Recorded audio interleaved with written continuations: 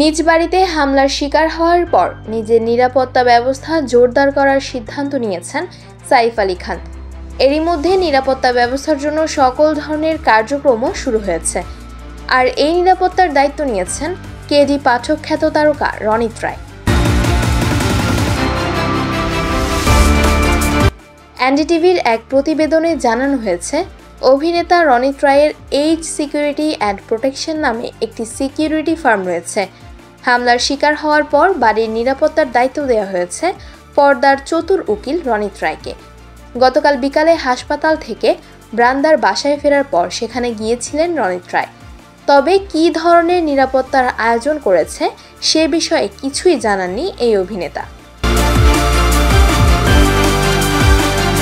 India TV এক প্রতিবেদনে জানিয়েছে, বলিউডের বেশ কয়েকজন বড় বড় তারকার বাড়ির নিরাপত্তার দায়িত্বে রয়েছে রণিত রায়ের সিকিউরিটি এজেন্সি। এবার সাইফ আলী খানের ব্রান্দার বাড়ির নিরাপত্তার দায়িত্ব নিলেন তিনি। এরই মধ্যে সাইফের বাড়ির নিরাপত্তা ব্যবস্থা জোরদার করেছেন এই অভিনেতা। নুসরাত জাহান, রকমারি টাইমস।